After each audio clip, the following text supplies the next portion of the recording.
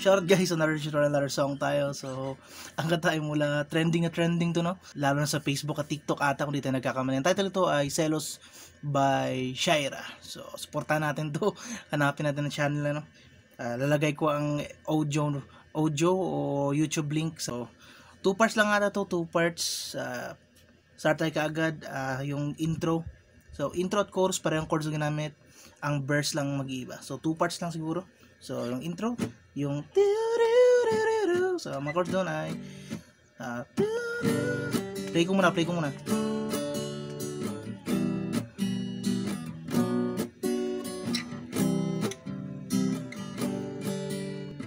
So, G, basic na G, then D,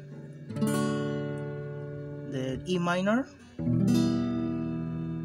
then B minor. So, mga chords ay nasa screen naman, no? Kaya nang balang sundan nyo na lang, no? Then C, then G, and then hold ng D. Okay? So, play natin na intro. Ito rin ang ginamit sa chorus.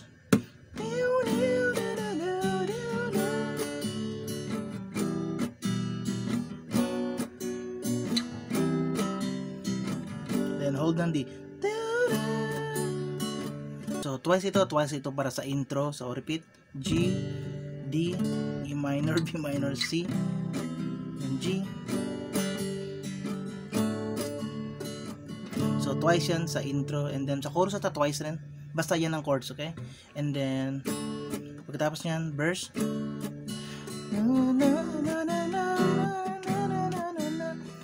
So, verse, E minor.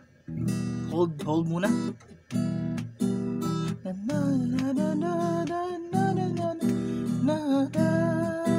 Okay, hold, and then D.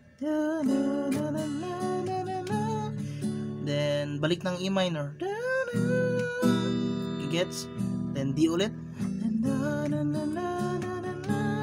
Then C. This time C na. So, yan ang verse, no? Ulit.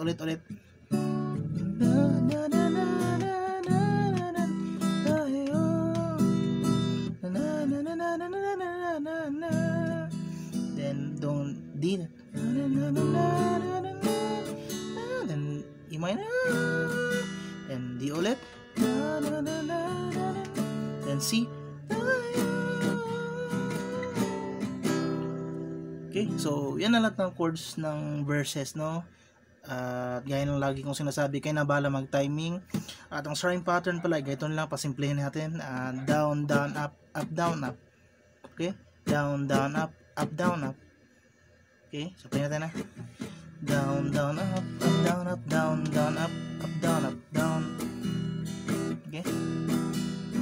Down, down, up, down, up, down, down, up. Okay? Down, down, down, up, down, up, down, down, up.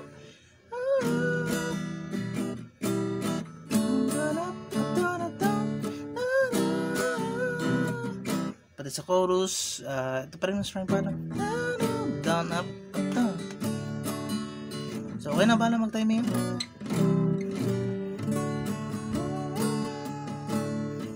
Okay.